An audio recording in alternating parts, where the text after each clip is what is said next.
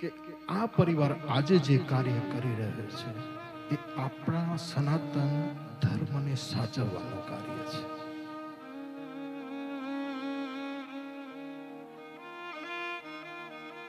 દરેક જગ્યાએ પ્રોગ્રામ થતા હોય છે, પણ આ પ્રોગ્રામ જે મનમાં લાવો ને, પરમાત્માની કંઈક ઈચ્છા હોય તો જ આ પ્રોગ્રામ આપણા મનમાં આવે.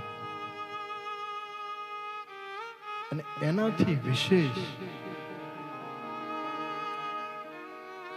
કે આપણા રૂપેશભાઈએ એક સરસ મજાનો કાર્ય પૂર્ણ કર્યું છે.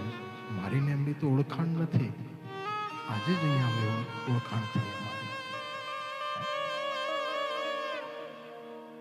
પણ અમારી વચ્ચે જેમ સીતાજીની ભાળ મેળવવા હનુમાનજી મહારાજ આજે આ સુંદરકાંડની કથા એ કહેવા માંગે છે કે સુંદરકાંડ શું છે? રામચરિત માનસનો પંચમ સોપાન એટલે સુંદરકાંડ, પાંચમો કાંડ, જેમાં આ કાંડ હનુમાનજી મહારાજનો કાંડ છે. હનુમાનજી મહારાજ માં સીતાજીની શોધમાં નીકળ્યા છે અને સીતાજીની શોધ કરી રામજીને સમાચાર આપે છે. હનુમાનજી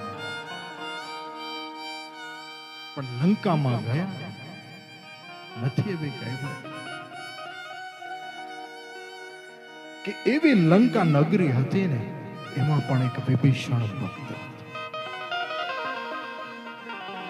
અને અયોધ્યા જેવી નગરી હતી, સમ્રાટ દશરથ રાજાની એવી નગરી હતી, એમાં મંથરા નામનો પાત્ર હતો.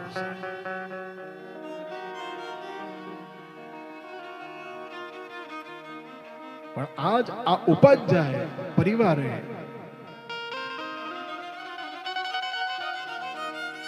જે આ પ્રોગ્રામ અહીંયા રખાવ્યો છે,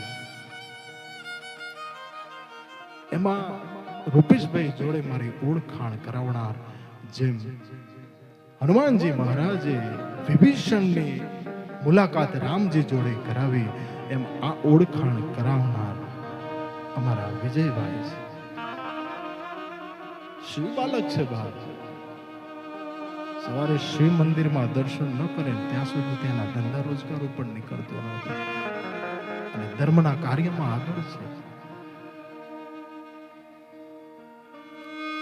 આપણે સુંદરકાંડમાં પ્રવેશ કરવો છે, પણ સુંદરકાંડમાં પ્રવેશ કરતા પહેલા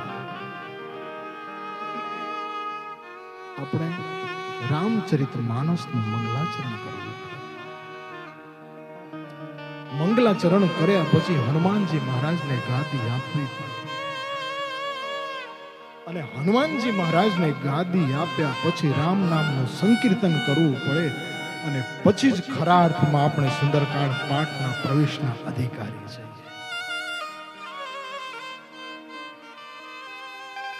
અહીંયા તમને એક વાત, આજે બેઠા છે ને, તમારે કથા સાથે સંબંધ સુંદરકાંડ સાંભળવું છે કે ખાલી સુંદરકાંડની ચોપાઈ સાંભળવી છે?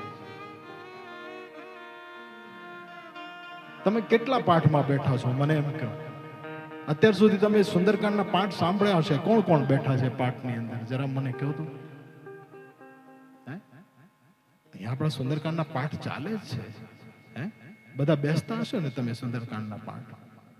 પણ સુંદરકાંડનો પાઠ શરૂ થાય એના પહેલાની ચોપાઈ હોય છે કે મંગલ ભવન અમંગલ હારી દ્રબહુસુ દશરથ અજીર બિહારી. તમે બોલતા હશો, પણ આજ મારે એનો અર્થ તમારી પાસે સાંભળવો છે. બોલો, એનો અર્થ શું થાય?